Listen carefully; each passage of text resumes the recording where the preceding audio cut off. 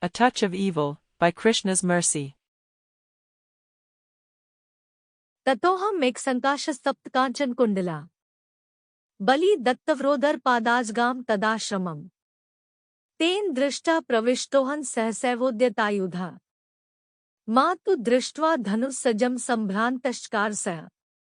Quoth, then I, resembling a cloud and having molten golden earrings, made my way into Vishvamitra's ashram, for I was very proud of my strength due to the boon given to me by Lord Brahma.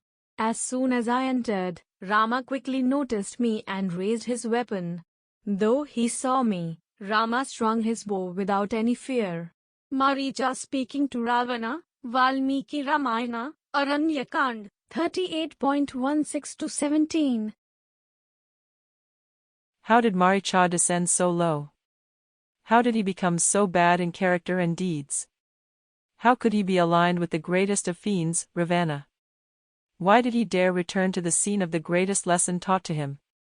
An arrow that would normally be fatal in contact hurled him 800 miles away. It was a direct touch of the higher nature. There is the saying that you can judge the character of someone based on their friends. It is making an assessment based on the company a person keeps. Vigilant parents maintain a watchful eye in this area. They do not want their children getting in with the wrong crowd. We could say that Maricha came in contact with a touch of evil, and so he was doomed to the path of adharma. He had received boons that made him powerful enough to attack innocent sages in the forest of Dandaka. While those sages were searching for the light, Maricha and company thrived in darkness. While saintly people look for peace and quiet in order to conduct yajna dedicated to Vishnu, the Asura class takes advantage of that renunciation to further their own evil ways.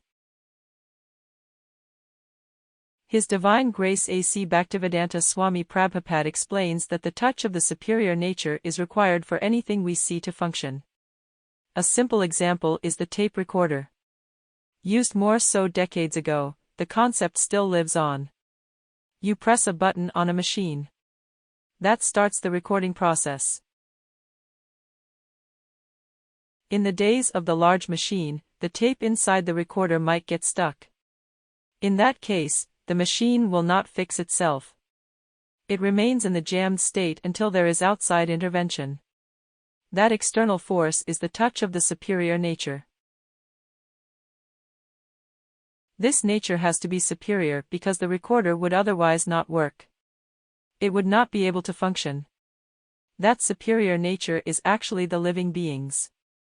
If we analyze God in terms of two natures, superior and inferior, the living beings are equal to the higher side. ममैवांशो जीवलोके जीवभूता सनातना मनः षष्ठानीन्द्रियाणि प्रकृतिस्थानि कर्षति. Quoth, the living entities in this conditioned world are my eternal, fragmental parts. Due to conditioned life, they are struggling very hard with the six senses, which include the mind. Lord Krishna, Bhagavad-gita, 15.7. The living beings run into trouble when they come in contact with the inferior nature. The immediate impact is birth and death. This cycle is tragic. It is debilitating to those who remain aware of it. Whatever enjoyment we experience has an expiration date. It will have to end. The entire experience will be wiped away, forgotten in a short time. Within that context, there are different degrees of activity. Maricha fell into the most harmful behavior due to the touch of evil. He did not realize that his boons were from a higher power. He did not understand that there were limitations on what he could do. He could not always succeed. His desires were not satya-sankalpa. In a memorable encounter, the superior nature humbled Maricha. It was the energy in the personal form. Sri Rama, the eldest son of King Dashrath, released an arrow in defense of Vishvamitra's yajna. The arrow took aim at an attacking Maricha. If Maricha were truly the superior nature, without vulnerabilities, then he would have succeeded. Just like the attacks from the past, there would have been joyous celebration in skewing the spiritual alignment of the saintly class. Instead, the arrow dealt such a blow that Maricha was hurled 800 miles away. He knew that Rama could have killed him. That advisor to Ravana understood that he was spared on that day, for some reason. He used that first-hand experience to try to counsel his friend to move in a different direction, to not tempt fate. Ravana would not listen, and so ultimate destruction was in his destiny, delivered in a beautiful way by the source of all energies. In closing, Maricha wanting to stay not again into harm's way.